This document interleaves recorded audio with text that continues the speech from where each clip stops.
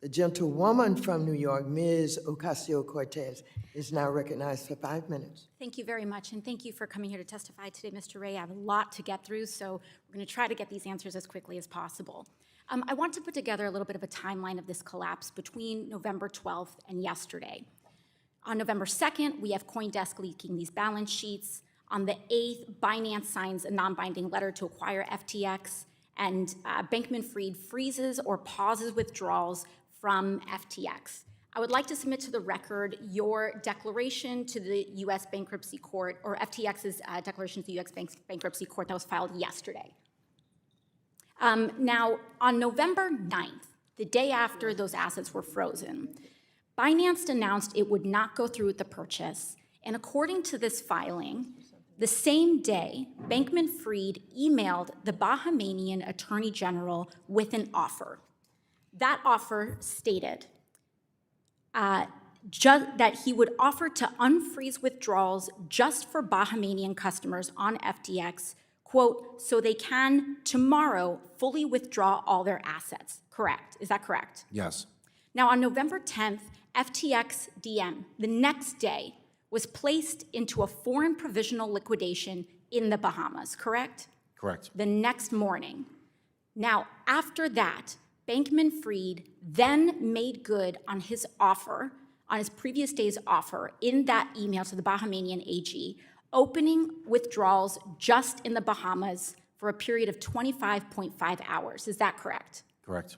Now, during that period, $100 million was withdrawn in the Bahamas from FTX by 1,500 individuals, correct? Correct. And this was the day before you were set to take over. So he was still in control. This was like right before he was supposed to hand this off. Now, I think what we have here is that, or rather afterwards, on November 12th, we have what Congresswoman Dean was just asking about with this additional minting, these questions around this additional minting. And then on November 16th, the Bahamian appointed joint provisional liquidators did something very interesting. They came here to the United States Bankruptcy Court and sought an entry to recognize the Bahamian liquidation as the main foreign proceeding. Would that additional control be of any potential value to Mr. Bankman-Fried for that Bahamian proceeding to be the main one?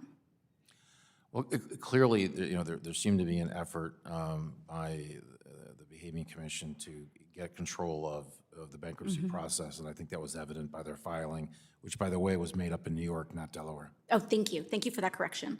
Now, did you uncover any evidence that demonstrates that this window, that 25.5-hour window, opened in exchange for any consideration offered to Mr. Bankman-Fried by the Bahamian Attorney General or any state official, including a promise to initiate liquidation proceedings which might offer a path towards Mr. Bankman-Fried retaining some control or influence over FTX.com?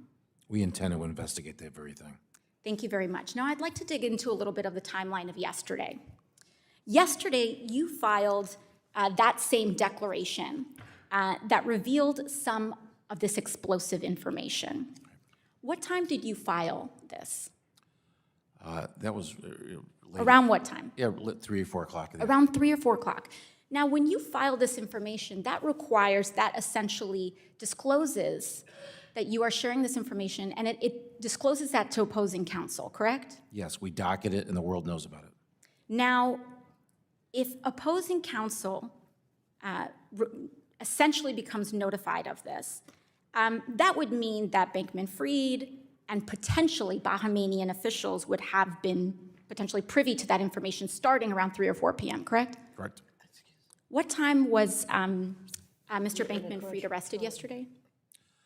I believe it was in the early evening hours after 4 o'clock. I believe it was 7 o'clock, perhaps. It was in the evening after that filing. 6, 7 o'clock, yes. I would like to submit to the record the statement from the Attorney General of the Bahamas issued yesterday on the arrest of Mr. Samuel Bankman-Fried.